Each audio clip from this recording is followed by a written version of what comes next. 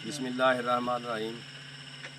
आज इस वक्त इवनिंग शिफ्ट जो है वो स्टार्ट हो चुकी है और ये इस वक्त बजरिया drone foliar spray against stem and top borer किया जा रहा है। और ये हमारे प्रोग्रेसिव ग्रोवर हैं बिलाल इसराइल खान साहब, सर्कल सादकाबाद के हदूद में बिलाल इसराइल खान साहब लार्ज एंड प्रोग्रेसिव ग्रोवर है और माशाल्लाह काफ़ी वैराइटीज़ पे भी काम करते हैं, काफ़ी वैराइटीज़ काश्त की हुई हैं और इसके अलावा मुख्तलिफ़ तरीक़ों से काश्त की जाती है इनके यहाँ।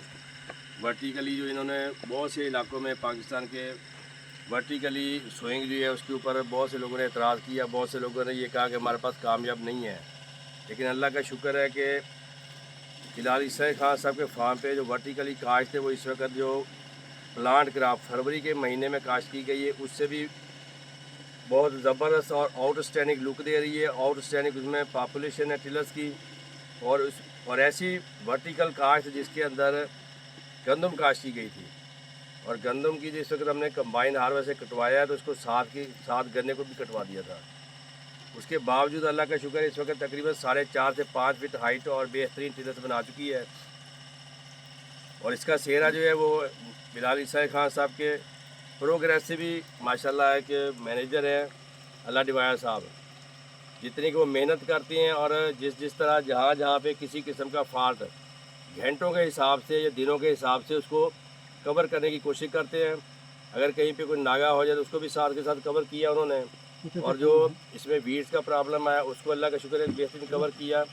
और पहली 2 एप्लीकेशन ग्रैनुलर फार्म में थंडर एक्स्ट्रा और उसके बाद एक कोरेजन का फोली स्प्रे पहले हो चुका है। बजरिया स्पाइडर के स्टाइल में जो एक ट्रैक्टर जो बनाया गया है जिसकी हाइट बढ़ाई हुई है उसके ज़रिए एक स्प्रे किया गया। उसके बाद ये ड्रोन से स्प्रे किया जा रहा है और ये सिर्फ इसलिए किया जा रहा है कि इनके यहाँ जो गन्ना है उसमें किसी किस्म का बोरर का कोई अटैक ना हो और उसकी वजह से झील में कमी ना आए। और दूसरा जो अगले साल जब रेटूनिक रखनी है, जब रेटून क्रॉप रखनी है तो उसमें किसी किस्म का प्रॉब्लम ना आए। अल्लाह का शुक्र है इनके यहाँ रूट बोरर जो है वो ना होने के बराबर मिला है।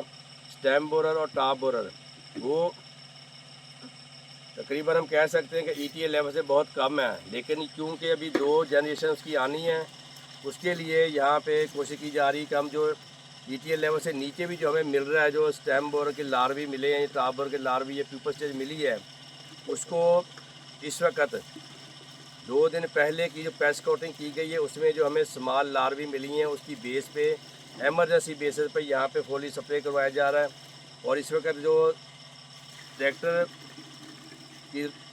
जो बूम स्प्रे मशीन है उसके ज़रिए 65 एकड़ किए हैं। बाकी इसके अलावा तकरीबन 285 एकड़ जो है हाँ जी 200 वो बजरिया ड्रोन इस वक्त किए जा रहे हैं। और इस वक्त 3 ड्रोन DJI कंपनी के सफायर ड्रोन सर्विसेज के जो JDW शुगर मिल ग्रुप्स ने हायर किए हैं, जो कॉन्ट्रैक्ट उनके साथ किया गया उसके तहत JDW2 की तरफ से ये सर्विस प्रोवाइड की जा रही है। और इस वक्त अल्लाह डिवाया साहब हमारे साथ मौजूद हैं और ये अब बताएंगे कि जो ये ड्रोन से सर्विस की जा रही है इससे वो कितना मुतमिन है और इनके पास जो पेस्ट प्रॉब्लम है, जो बोरस वगैरह है, उनकी जो कितना हद तक कंट्रोल हो चुका है। जी अल्लाह डिवाया साहब माशाल्लाह जी ज़बरदस्त है। इन्हों की दवाई भी बहुत अच्छी होंगी है और माशाल्लाह ज़बरदस्त है, कोई एडी परेशानी को नहीं। तो अलहमदुलिल्लाह अज साढ़े 3 ड्रोन चलन रहे हैं और माशाल्लाह ज़बरदस्त स्प्रे होने रही है। इंशाल्लाह अल्लाह के हुक्म नाल अज असां कंप्लीट करांगे रात हाँ जी माशाल्लाह राती इन्होंने मैनू सद्या सी इस तरीके नाल अल्लाह इन्होंने तंदुरुस्ती देवे। इन्होंने उस टाइम ही मैनू मैसेज किया जो शाम को तुसीं 6 बजे अपना काम जिहड़ा ओके कर लिओ।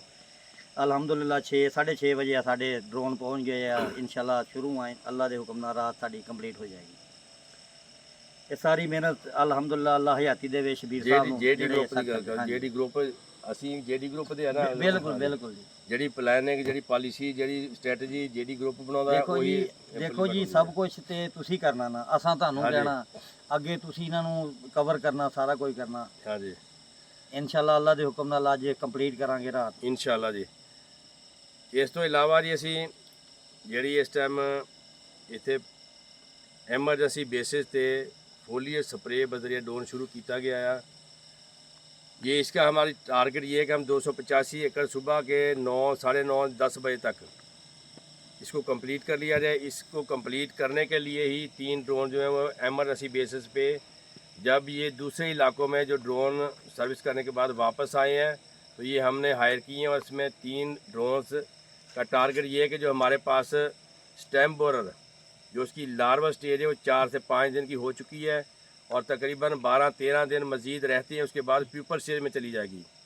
तो हमारी कोशिश ये है कि प्यूपर स्टेज में जाने से पहले क्योंकि ये सिस्टेमिक है एसेसन या जिसमें ये जेटिंग ये जिनमें भी क्लोरेटा नीलीप्रोल है ये सेमी सिस्टेमिक में आती हैं, तो लिहाजा इसको 4-5 दिन लगेंगे पूरे पौधे को जहरीला करते हुए। तो हमारी कोशिश ये है कि 4-5 दिन का लार्वा 4-5 दिन इसकी सराहियत होने की और उसके बाद जब 4-5 दिन मज़ीद बच जाएंगे तो उसमें जब वो फीडिंग करेगा, जब वो गन्ने को खाएगा तो उसको जो लीथल डोज है उसकी जिसामत के मुताबिक मिलेगी तो उसकी मॉर्टलिटी वाकई होगी। तो हमारा जो टारगेट है वो ये है कि हम आउटस्टैंडिंग रिजल्ट्स लें बोरस के अगेंस्ट, और इसके लिए मैंने 2-3 दिन से काफ़ी वीडियोस वगैरह बना के ये भेजी हैं ताकि हमारे ज़मींदार भाई जो हैं वो इन वीडियोस को समझने की कोशिश करें, इनको बगौर देखें, बार बार देखें और इनको समझने की कोशिश करें कि हमें इन बोरर्स के ख़िलाफ़ जो भी स्प्रे करवानी है वो किस तरह से और किस टाइम पे करवानी चाहिए। तो दिन के टाइम चूँकि 10-11 बजे के बाद टेम्परेचर हाई हो जाता है, कभी हवा भी चलना शुरू हो जाती है, तो उसमें जो फाइन मिस्ट है इसकी इवेपोरेट होने के चांसेस बढ़ जाते हैं। तो लिहाजा चूँकि ये सिस्टमिक है इसको वर्ल्ड तक हमने लाजमी पहुँचाना है। उसके लिए कोशिश ये की जा रही है कि हम जिस वक्त टेम्परेचर 37-38 से नीचे हो या 37 के बराबर हो उस वक्त हम स्प्रे करवाएं ताकि इवेपोरेशन के चांसेस बहुत कम हो जाएं। और ये रात को तो अक्सर 35-36 के करीब तकरीबन इसका अभी तकरीबन 32-34 के करीब टेम्परेचर है। तो लिहाजा जो हमारा टारगेट यही है कि हम जो भी एप्लीकेशन करें जब भी करें पेस्ट स्कॉटिंग की बुनियाद पे, जो उसकी लार्वा स्टेज है जिसने फीडिंग करना है, फीडिंग के दौरान उसके अंदर जहर जानी है, उसने खानी है, उस अरसा उसका पीरियड जो है लार्वा स्टेज जो उसका पीरियड है उसके मुताबिक अच्छे तरीके से स्प्रे करवाएं ताकि बहुत अच्छे रिजल्ट हासिल हो सके।